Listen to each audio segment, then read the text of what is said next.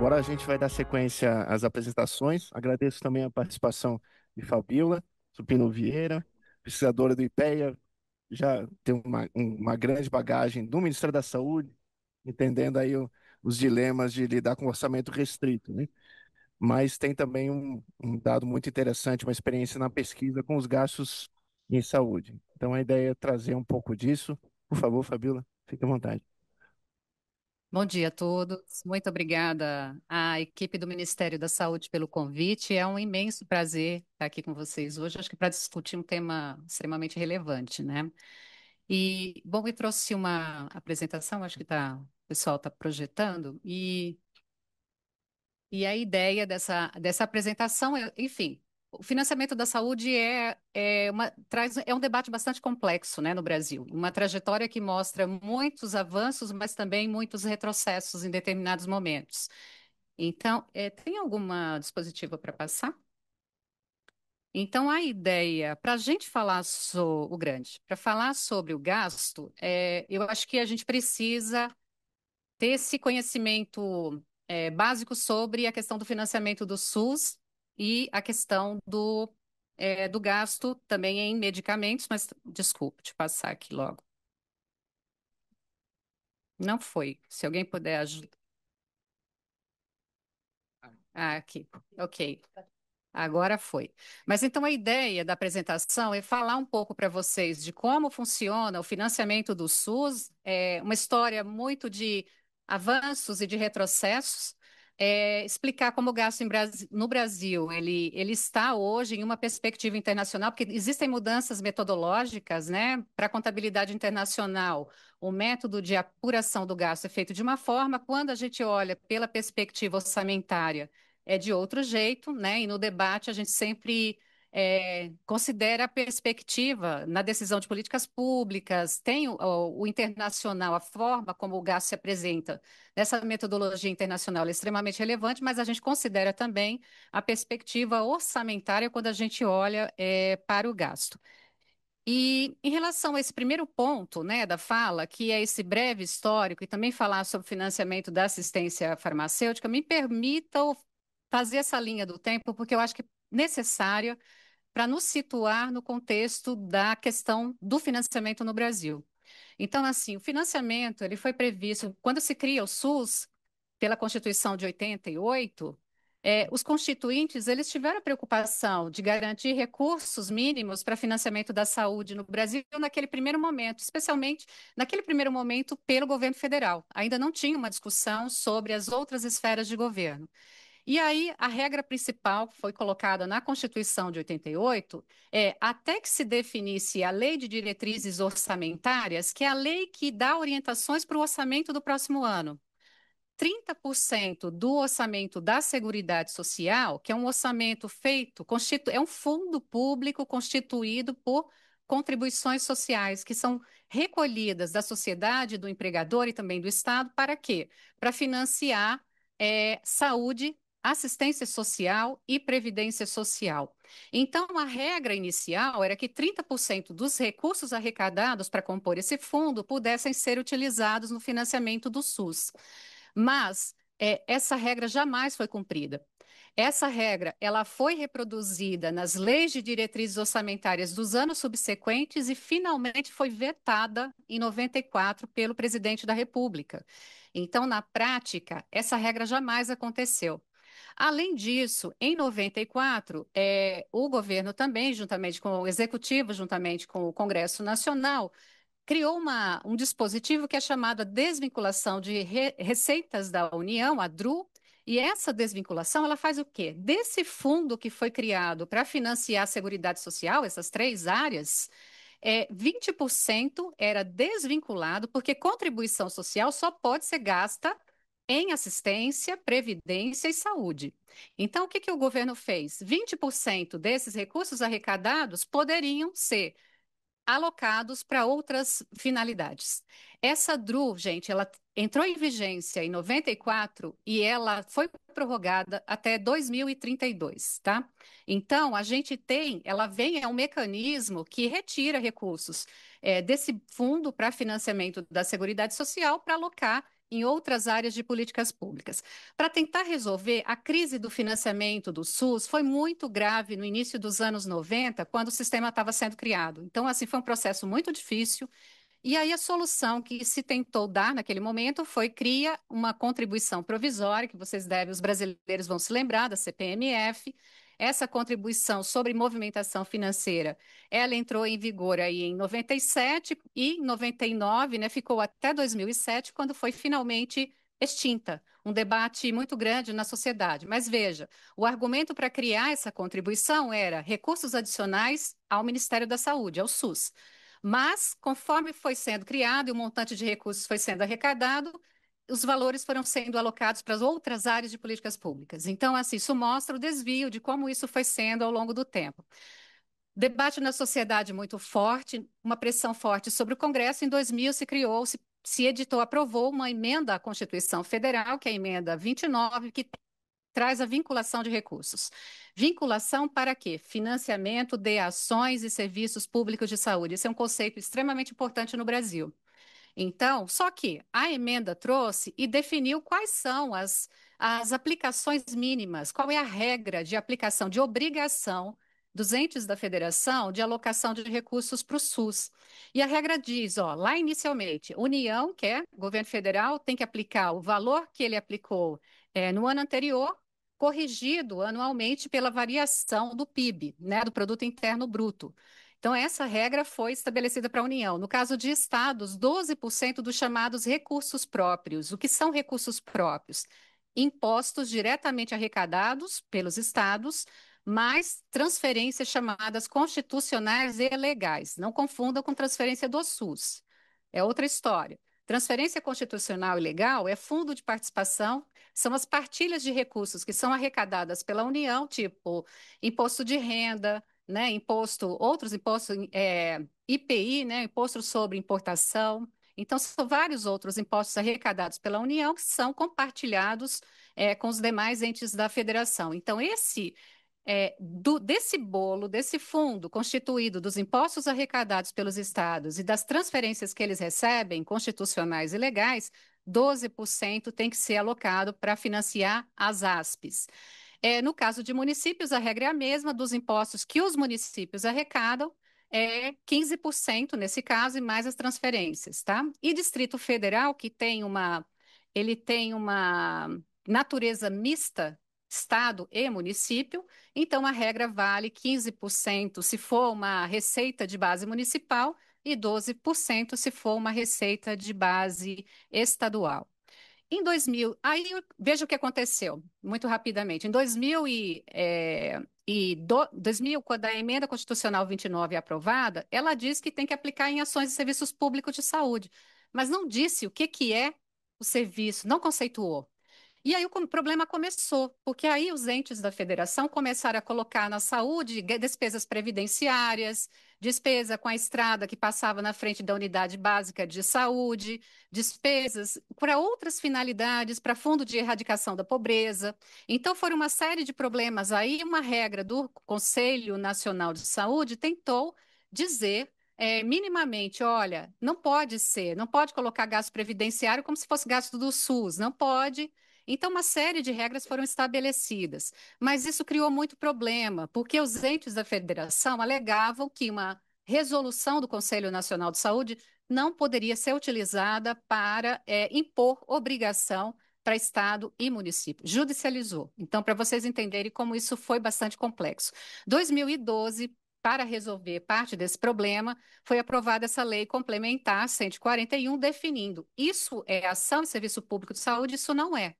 Então, e também uma coisa importante que essa lei fez foi estabelecer punição para os entes que não aplicarem recursos mínimos na saúde. Então, estados e municípios, caso deixem de informar as informações no sistema do Ministério da Saúde, que é o CIOPS, né, um sistema de orçamento, se ele deixar de informar a informação no ano, ele pode ter suspensão de transferência constitucional. Isso é muito grave. É aquela parcela de distribuição do recurso que é feita pela União.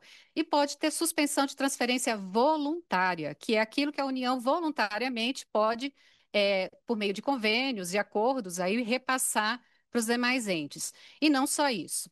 Se o ente da federação, estado ou município, deixar de aplicar o mínimo, a parcela que deixou de ser aplicada obrigatoriamente tem que ser reposta no ano seguinte. E com isso, e tira de onde? É automático. Se tira diretamente do fundo de participação dele. Então, essa é um mecanismo, essa punição, ela fez com que a gente tivesse um percentual mais elevado, já vinha, né, com percentuais elevados de cumprimento, especialmente sobre municípios, porque há uma pressão sobre o gasto muito grande, mas fez com que alguns estados, exemplo, Rio de Janeiro, Rio Grande do Sul, então alguns desses estados passaram a aplicar o mínimo, porque se não aplicassem, a questão da punição e a clareza em relação, maior clareza em relação a que despesa pode ser considerada nesse cálculo. Não bastasse isso, quer dizer, a disputa sempre foi, por mais que a vinculação tenha nos ajudado, ela não foi, ela aumentou o volume de recursos, mas o SUS permaneceu subfinanciado, um financiamento insuficiente para garantir as ofertas, né? Para ampliar a cobertura, reduzir os vazios assistenciais que a gente chama, aquelas localidades onde a gente não tem a cobertura suficiente para atender a população. E aí veio a emenda constitucional 86, e aí tem todo um debate. Eu não posso contar todas as histórias porque não temos tempo. Mas a emenda 86 ela definiu uma regra diferente para a União. Ao invés do valor empenhado no ano anterior, vai ser o que a União arrecada, que é a chamada receita corrente líquida, que ela arrecada, deduzidas transferências constitucionais que ela faz a estados e municípios e algumas outras transferências, desse valor que sobra, que é o líquido, é, escalonado, essa regra definia isso. No primeiro ano, 16, um percentual de 13,2% dessa receita, chegando a 15% em 2020, deveria ser alocado ao financiamento das ASPs. Mas o que, que aconteceu? A gente estava em crise, recessão econômica nesse período, que começa em 2014 e tem um auge em 2016. O que, que acontece quando a emenda 86 entra em vigor em 2016? 13,2% da receita corrente líquida era menos do que a União tinha alocado no ano anterior, empenhado no ano anterior. Então, mais uma vez, o problema do financiamento e estrangulamento do sistema.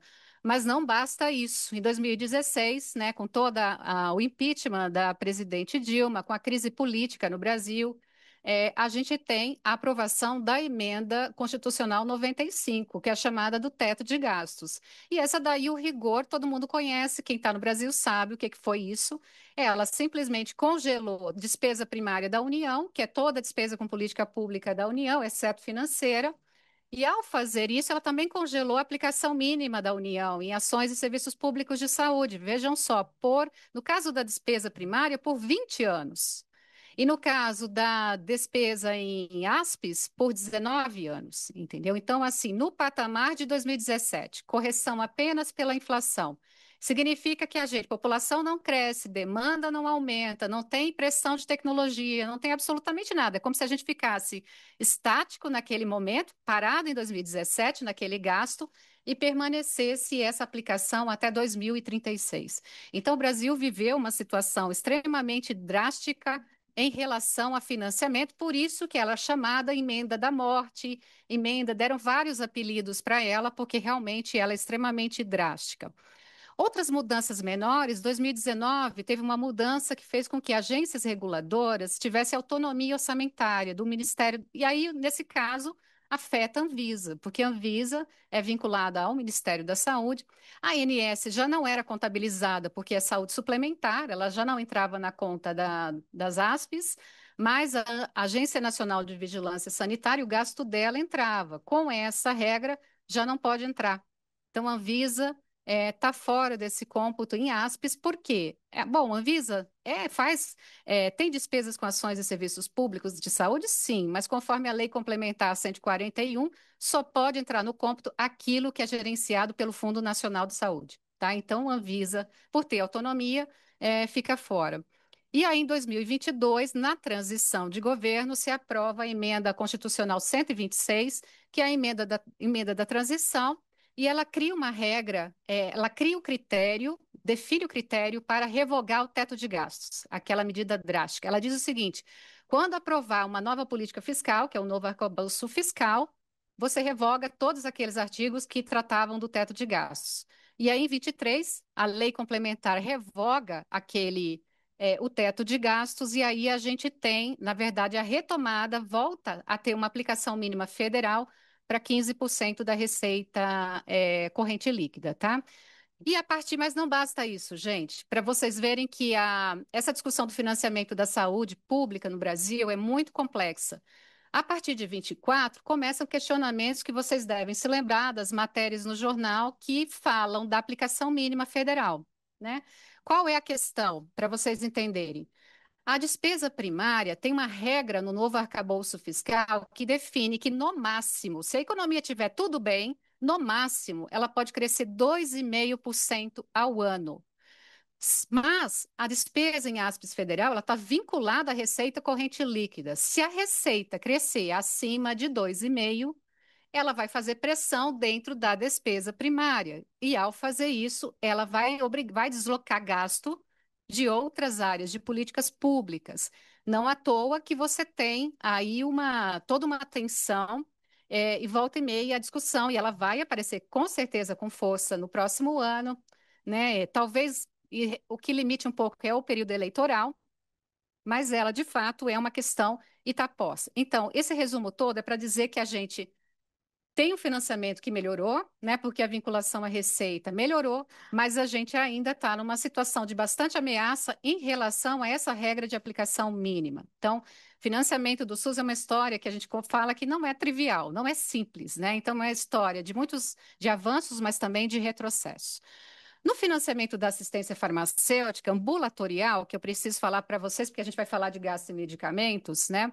Ele está estruturado basicamente em três componentes são esses, né? O componente básico, que é para medicamentos usados na atenção primária à saúde, incluindo aí as insulinas e fitoterápicos.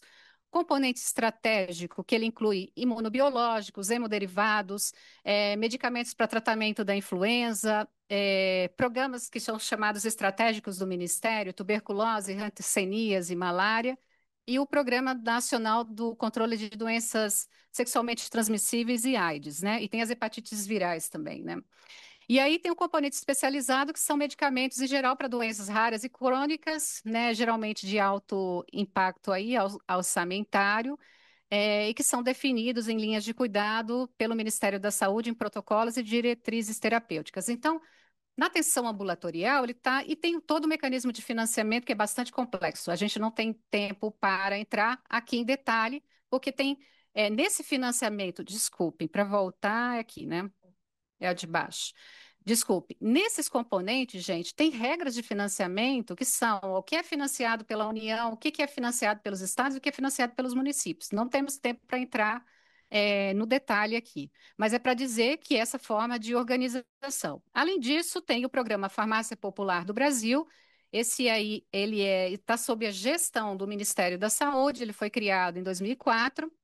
E aí a ideia dele é assegurar o acesso da população a medicamentos, mediante, inicialmente, tá? Mediante um subsídio público, haveria copagamento. Depois ele foi sendo mudado. De 2006 a 2017 ele operou em duas redes, uma rede própria, né, criada numa parceria com a Fiocruz, e depois uma rede conveniada de farmácias privadas. Em 17, a conveniada, desculpa, está errado, a rede própria acabou, tá? Uma correção. Rede própria acabou. E em 25, ele torna todo o rol de medicamentos disponibilizado gratuito. Então, o usuário não precisa mais desembolsar. Isso é consequência da pressão que é feita no novo arcabouço fiscal. Por que ele foi tornado gratuito? Porque o copagamento dele, a parcela de copagamento, não contava para a ASPES, não pode contar para a ASPES, porque ASPES tem que ser atendimento universal, gratuito, e tem que ser estrito do sistema de saúde. Então, ao colocar para dentro, se tornar gratuito o acesso, ele conta nas ASPES. Não é um gasto, agora você não tem um adicional, né? Ele está dentro do mínimo federal da saúde. Então, essa questão é importante mencionar. Em relação àqueles componentes da assistência farmacêutica, isso aí está bem pequeno, mas eu acho que só para vocês terem uma ideia, que para financiar os componentes, eu tenho ações orçamentárias. No orçamento do governo federal, que aí é o exemplo, eu tenho ações vinculadas. E essas ações orçamentárias, ela tem um gestor no Ministério da Saúde, né? Então, são secretarias do Ministério da Saúde que são diferentes. Então, lá no componente básico, está centrada, as duas ações estão centradas aí no DAF, na secretaria, né, que é a secretaria do departamento de vocês. No componente especializado também é a mesma secretaria. No estratégico, a gente já tem uma mudança aí, a gente tem a Secretaria de Atenção Especializada, a de Vigilância em Saúde e também a de Ciência e Tecnologia, e o Farmácia Popular aí com a Sectix, que é o DAF, né? Então, assim, por que que isso é importante falar para vocês? Porque na hora que você decide incorporação e depois financiamento, esse financiamento vai sair destas ações orçamentárias, geralmente é um financiamento federal ou tem uma participação federal, e ele vai sair, e dentro do Ministério você tem um arranjo de governança a respeito do próprio orçamento, que ele não é centralizado, ele é alocado, e esse poder de decidir, organizar o orçamento, ele está de certa forma, desconcentrada para essas secretarias.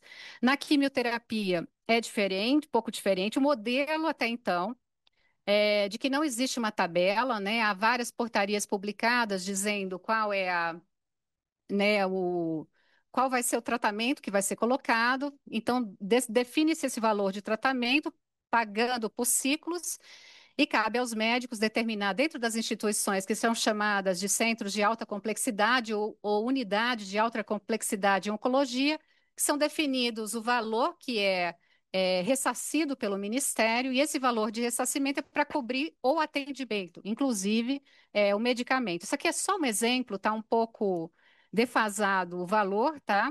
Mas, ó, exemplo, uma quimioterapia de primeira linha, com aqueles medicamentos que são bem antigos, né? Ciclofosfamida, doxorubicina, então, aí o valor é uma PAC ambulatorial, e aí vocês vão ver lá embaixo, ó, serviço ambulatorial, R$ 800 por esse ciclo de tratamento, tá?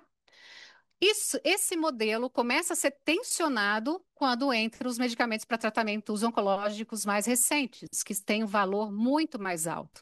Então, um valor de ressarcimento nesse montante, se houver um atendimento dessa forma, não cobre o tratamento. E é por isso que esse modelo está sendo bastante tensionado. Aqui uma quimioterapia, um exemplo, quando há internação hospitalar, tá? E existe também, eu não localizei na página do Ministério da Saúde, essa informação não está disponível lá, mas também existe compra centralizada de medicamentos oncológicos, tá? A prova de que a tensão está grande nesse modelo é que você tem agora o Ministério da Saúde para esses medicamentos mais novos, adquirindo de forma centralizada para que as secretarias depois repassem esses medicamentos para os centros de alta complexidade em oncologia. E essa questão, ela está em debate, para vocês terem ideia da pressão que existe em relação a esse tema, ela está em debate, né? No Congresso Nacional existe até um projeto de lei que prevê a compra direta desses medicamentos pelo Ministério da Saúde. Esse projeto, inclusive, avançou, é um projeto de 2021 e avançou, já tem um parecer favorável dessa comissão que estava analisando o projeto, tá? E eu preciso falar também na discussão de financiamento que tem as emendas parlamentares, né? Então, acho que no meio de tudo isso, a gente ainda tem o Congresso Nacional, ele pode fazer emendas ao orçamento nas três esferas de governo. No caso da União, enfim, existem algumas regras para que ele seja feito, existem emendas diferentes, ela pode ser de um parlamentar ou de um senador, que são as emendas individuais, de uma comissão temática do Congresso, e tem também as emendas das bancadas, dos representantes de cada estado, e também as emendas do relator do orçamento e das relatorias setoriais. E tem um orçamento que é impositivo, ou seja, essas alterações que o Congresso faz no orçamento, a parte delas se tornou impositiva, significa executivo precisa executar, precisa reservar o orçamento, que é o empenho, precisa liquidar, que é reconhecer que aquela dívida aconteceu e depois pagar, tá? Então, e para isso, por que que isso nos toca? Porque para as emendas individuais, 1% das emendas individuais, que é o valor de 1% da receita corrente líquida, tem que ser em ações e serviço público de saúde, tá? Então, é um dinheiro que é dentro do mínimo da saúde que é alocado pelo parlamentar. Emendas de bancada. A gente tem até uma possibilidade que até 50% desse limite de 1% da receita, ele tem que pode ser alocado ao financiamento da saúde, tá? E aí eu passo para as estatísticas. Primeiro, da perspectiva da contabilidade internacional, para vocês entenderem.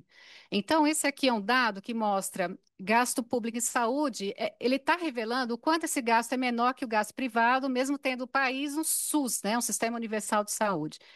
É um dado da conta satélite de saúde, então, quando a gente mostra a barra verde, ela vai mostrar aí o gasto público em percentual do PIB, né, do Produto Interno Bruto. Então, vocês vão ver que aqui, de 2019 a 21, a gente teve lá em 21, 4% do PIB é gasto público, a maior parte é gasto privado. Então, a gente está muito abaixo da média da OCDE, né, para gasto público, e a gente, quando a gente compara com países mais desenvolvidos, Reino Unido, vejam só, Reino Unido, 10% do PIB, tá? Então, assim, o nosso gasto público é bastante baixo, e ali a gente coloca e mostra que ele é baixo em relação a países aqui vizinhos, né, que têm um nível de renda mais aproximado, como o Chile. A gente olha ali, olha a Colômbia, que tem um gasto maior do que o nosso. O gasto do Brasil só foi menor do que o do México. Bom, aqui quando a gente olha, é uma escala comparativa, né, para a despesa per capita com saúde, tá? Aqui é o per capita, comparando, e essa despesa é o total, tá? Per capita e saúde total. Eu acho que o gráfico deixa muito claro, né, em que patamar nós estamos no valor per capita. Então, olha o Brasil em relação àqueles demais países. Então, é um valor muito abaixo per capita em relação a esses demais países. Eu não vou lembrar os números exatos, mas há uns 2, 3 anos atrás, o per capita do Brasil ele representava um quinto do gasto do Reino Unido, tá, em saúde. Então, assim, é um valor muito abaixo, realmente. Existem várias evidências, não só essas, de que o sistema público de saúde no Brasil ele é subfinanciado. Para gasto com medicamentos, na metodologia internacional, o conceito é de consumo final. Ele é o medicamento, ele é a despesa com aquele medicamento que as pessoas levam, pegam na farmácia e usam em casa, tá? Aquele medicamento que é administrado dentro dos serviços de saúde é chamado consumo intermediário, tá? Então, esse cálculo aqui, ele considera apenas o medicamento que o governo compra e distribui e a população administra em casa. Então, ali nas famílias, vocês vão ver que tem o valor está lá, embaixo o gasto do governo com medicamentos. E vocês vão ver que em 21 a despesa do governo correspondeu a 6,7% da despesa total com medicamentos, tá? Então, ela para você, isso é para vocês terem uma ideia de que menos de 10% dessa despesa total em medicamentos, ela foi uma despesa de governo. Existem várias questões que precisam ser consideradas, a gente também não tem muito tempo para fazer as ponderações, tá? Mas aqui, a outra tabela já é o gasto anual per capita em saúde, segundo os regimes de financiamento, aqui de acordo com a conta segundo a metodologia do System of Health Accounts. E aí a gente tem, olha, SUS, quando a gente compara o per capita SUS em 2019, que é o último ano disponível, publicado, e o gasto da saúde suplementar, que é a saúde privada, né? E o desembolso direto, quantas pessoas pagam? Isso é saúde de forma geral. Então, vocês vão ver que o gasto SUS aqui foi 1.319 per capita, frente a um gasto de saúde suplementar, que é de quase R$ 4.500, um gasto privado, tá? Então, isso mostra a dimensão do que a gente está falando. Aqui, nas funções de cuidados de saúde, a gente pode ver quem que participa mais. O HF1 é o SUS, o 2 é privado, tá? E o 3 é desembolso direto. Então, vocês vão ver que o SUS, na atenção curativa, tem uma participação maior. Nas atividades de prevenção, promoção e vigilância, né, em saúde, mas vocês vejam ali para medicamentos, né, que 87,7% é desembolso direto. Isso mostra que no Brasil a gente ainda tem um problema sério de garantir acesso a medicamentos. Aqui, quando a gente olha as participações, né, segundo os regimes de financiamento, governamentais, seguro obrigatório, vocês vão ver aqui atenção curativa, no caso, porque envolve SUS, né, e mais alguns outros seguros para servidores públicos, mas medicamentos responde por 5% desse total aí, tá? Pré-pagamentos voluntários, Aí aqui são os planos privados de saúde, também mostra, os planos financiam um pouco medicamentos, então 1,5% dessa despesa é para medicamentos e o pagamento direto do bolso, né? Dentro de tudo que se paga direto do bolso, a parcela maior também é para medicamentos, 71,8%, tá? Aqui é pelas esferas de governo, mostrando quem participa, segundo funções de cuidado de saúde. Então, na atenção, o federal, na atenção curativa, tem uma participação de 45%, no atendimento de reabilitação, 75%, no medicamento, inclusive, ainda que tenha, mas a gente também tem problemas de informação nessa área, mas há uma participação elevada do Brasil ali. Agora eu passo a falar sobre a perspectiva orçamentária, né? Sem a metodologia que muda, a gente está olhando para o orçamento inteiro. Então, aqui é o gasto das três esferas de governo em ações e serviços públicos de saúde, que é o gasto com SUS, que é obrigatório, tá? No período de 19 a 24. Então, a gente nota ali um crescimento durante os anos da pandemia, 20 e 21, né? Então, esse é o valor que foi alocado. A gente tem no gráfico, nas curvas em bilhões, embaixo na tabela, ela está em reais, tá? Reais de 2004, para a gente poder verificar. Então, aí em 2024, o total de 521 bilhões de reais. Participação das esferas de governo, que aqui a gente olha para União, estados e municípios. Então, vejam que a participação da União chegou a ser mais alta nos anos da pandemia, 20, 21, quando a gente teve créditos extraordinários para enfrentar a pandemia da Covid, mas ela cai em 22 para 37%. E, ao mesmo tempo, você tem um crescimento, né? Teve um aumento da participação ao longo dos anos. Essa série, gente, é porque eu peguei de 19 para cá, mas quando a gente olha essa série de 2000 para cá, a participação da União vem caindo e a participação dos estados, especialmente dos municípios, vem aumentando, tá? Então, chegando nesses 32%. Então, há, de fato, uma redução dessa participação e um esforço maior dos municípios no financiamento da saúde. No gasto em medicamentos, a gente olha aí para a despesa liquidada, que é aquilo, quando o medicamento já é entregue para a administração pública, né, o reconhecimento de que ele foi entregue. Então, é essa fase da despesa que a gente considera neste gráfico. A gente olha aqui o componente básico que eu falei, aqueles medicamentos para atenção primária, né, que o Ministério da Saúde cofinancia juntamente com estados e municípios. E aí a gente vê, olha, um crescimento muito limitado aí até 2023, ele cresce um pouco em 24. No caso do especializado, ele teve uma ampliação. Esse especializado é para onde são alocados as maioria dos medicamentos em novos incorporados, eles entram nesse componente. Então, ele teve um crescimento.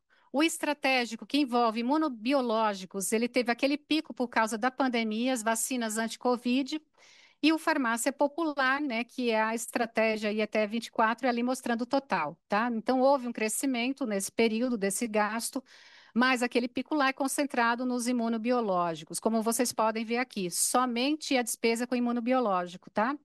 Como a gente tem um pico grande aí em 21 e 22 em decorrência aí da pandemia da Covid.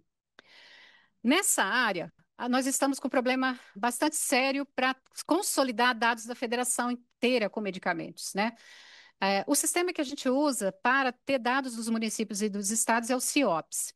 E as informações de forma desagregada no CIOPS, elas não estão sendo informadas de forma completa. Então, uma dificuldade é saber qual é o gasto em medicamentos dos estados e municípios. A gente teve um problema de informação nos últimos anos muito grande. Então, por isso eu não trouxe uma série consolidada de estados e municípios. E eu apresento aqui um pequeno resultado da pesquisa que foi desenvolvida em parceria com os dois colegas aqui, né? Com o Elton do Conasens, o Herbert do Conas, teve todo um grupo que trabalhou para a gente poder realizar esse levantamento junto aos estados e municípios. No caso de municípios, para você, outro problema, a qualidade da informação, a dificuldade de informar a despesa, mas a gente conseguiu ter dados aí de 756 municípios, mostrando que nesse período de 19 a 23, houve uma queda de repasse federal, né, do valor repassado, do repasse estadual e com isso o município ampliou, né, porque se vejam que houve crescimento para esse conjunto de 756 municípios, o que eles estão alocando. No caso de estados, na mesma situação, dos 25 estados que responderam à pesquisa, 17 passaram naquele crivo de consistência da informação, e a gente tem aí, olha, uma queda do repasse federal nesse período, aumento do esforço, né, estadual na alocação de recursos para o financiamento de medicamentos. E aí uma coisa importante que chama atenção dentro desse gasto, tem o gasto com judicialização, tá? Veja o que está acontecendo no Brasil. Dos 1.865 municípios que responderam à pesquisa, vejam a quantidade: 58,7% deles disseram que têm ações judiciais de medicamentos. E vejam que até municípios muito pequenos, de 5.000 habitantes e até 5.000 habitantes, 36% deles aí, 141 municípios responderam que estão sim financiando medicamentos em decorrência de ação judicial. E observem que a frequência de municípios ela aumenta conforme aumenta o porte do município.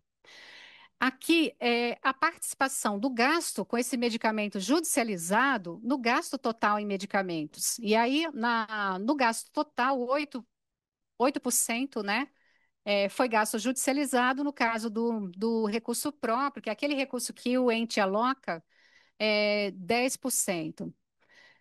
A gente considerou bem óbvia essa tabela, mas foi importante colocar, porque, assim, para estados que responderam à pesquisa, 25 deles, todos eles têm ação judicial de medicamentos, né?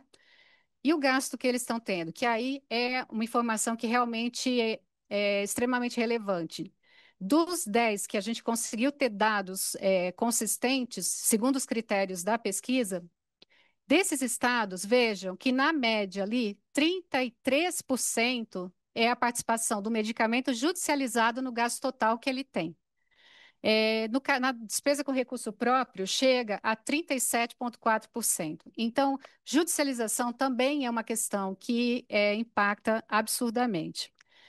E aí eu acho que é importante mostrar que, apesar dos esforços, né, e não foram poucos os esforços das esferas de governo para ampliar o financiamento de medicamentos, para alocar mais recursos, a gente ainda tem um problema sério, a questão do acesso. A gente não tem dados mais recentes, porque são dados baseados na Pesquisa Nacional de Saúde, e a gente tem a coluna azul maior, né? Ela mostra o acesso a medicamentos. Quem que tem, proporção das pessoas que obtiveram todos os medicamentos prescritos, tá?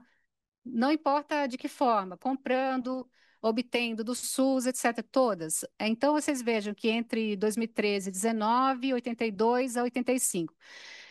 Não tem significância estatística, tá, os valores. Aí, no caso do SUS, entre 13 e 19, vejam que a gente passou de 22,5%, a proporção de pessoas que obtiveram todos os medicamentos prescritos no SUS, e em 19, 20%. Então, nesse período, não houve, porque não tem diferença estatística aí, tá? O que significa que a gente não teve evolução na cobertura daquelas pessoas que tiveram acesso a todos os medicamentos pelo SUS. Então, uma preocupação: estamos gastando mais, estamos gastando mais com medicamentos mais novos, recentemente incorporados, mas para a gente também ampliar cobertura, ampliar o acesso da população, reduzir desembolso direto, a gente precisa também investir no componente básico da assistência farmacêutica, naqueles medicamentos que dão acesso para as doenças mais prevalentes, aqueles que a população vai obter nas unidades do Sistema Único de Saúde. Então, doenças raras, ultra-raras são importantes, mas é preciso também olhar para a maioria da população. Nós temos um sistema universal, né, que pretende ser igualitário, equânime, e a gente precisa, nessa equação, considerar que o nosso sistema é subfinanciado, que a gente não tem nenhum país do mundo tem orçamento infinito, então a gente precisa fazer escolhas, precisa definir olhando para o conjunto da população. Várias pesquisas no Brasil mostram que o desembolso direto, ele afeta mais a população, obviamente, de baixa renda, porque é nessa população de baixa renda que a compra de medicamentos impacta, ela vai comprometer parte do orçamento dela para comprar, E aí o que provoca mais empobrecimento. E é para esse público também que a gente precisa olhar. Então, assim, não apenas para as pessoas que são acometidas por essas doenças, mas também para a população de uma forma geral, tentando olhar o conjunto. E para isso, realmente, a discussão dos limiares, né? Para avaliação do impacto orçamentário, essa discussão que vocês estão trazendo, né, no Ministério da Saúde é extremamente relevante. É por isso que eu digo, não dá para dissociar as decisões envolvendo a questão da avaliação da tecnologia, a questão da decisão sobre a incorporação de tecnologia do contexto macro do sistema de saúde, porque nós temos um orçamento muito limitado, um sistema subfinanciado, e não é só isso. A gente ainda está num outro contexto que são as emendas parlamentares. Eu estou já finalizando, Ivan. E as emendas parlamentares, elas estão pressionando, porque, como eu mostrei para vocês, os deputados e senadores, eles estão destinando recursos de dentro da aplicação mínima do Ministério, daquele gasto. Quando eles fazem isso, não é o critério definido pelo Ministério da Saúde, junto com estados e municípios, que está definindo, dirigindo essa alocação de recursos. Obviamente, é o critério político na destinação desse recurso. Ao fazer isso, o que acontece? Hoje, a gente tem, em 2024, nós tivemos uma participação das emendas nas despesas em ASPES do Ministério de 11,4%. Ou seja, mais de 10% desse recurso ele foi alocado por emenda parlamentar. E a preferência é atenção primária e atenção especializada. A preferência são os municípios de pequeno porte. Essa alocação ela não segue nenhuma organização do sistema, né? Como a regionalização, olhando a capacidade de oferta. Então, ela não segue nenhum desses critérios de alocação. E veja, foram 24,8 bilhões de reais em 2024 alocados dessa forma, de um orçamento de 218 bilhões de reais em ASPES, tá? Então, 11% aí destinado dessa forma. E preocupa por essa questão também que você tem a participação das emendas parlamentares na despesa do Ministério, ela vem crescendo. Então, o que significa? Ela tira do Ministério a possibilidade de destinar aquele recurso da melhor forma possível. E aí você chegou a 23, com 52% do recurso discricionário do Ministério, daquela despesa, sendo alocada pelo parlamentar e não considerando esse conjunto de critérios do sistema público de saúde. Então, essa é uma preocupação gigante que mexe com toda a questão do orçamento da assistência farmacêutica, quer dizer, houve ampliação para a atenção primária, atenção especializada, mas dessa forma desorganizada, e tem ainda começa a pressionar os orçamentos da vigilância em saúde, da sanitária, da epidemiológica, outras ações que não são aquelas, porque a atenção primária ela está em todos os municípios, né?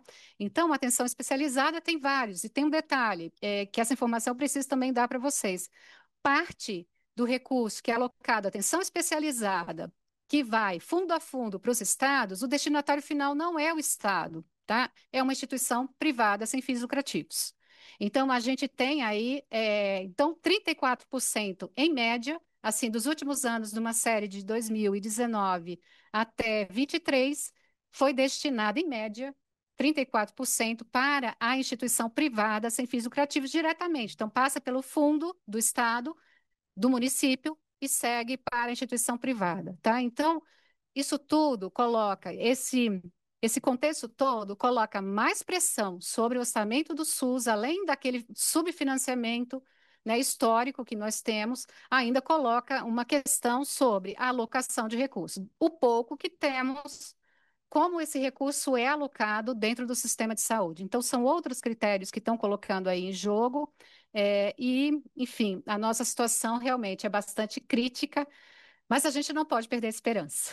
Então, acho que temos que trabalhar para tentar mitigar os problemas, e lá pelo IPEA a gente tem feito um pouco a nossa parte, que é mostrar o que está acontecendo. Gente, muito obrigada, viu?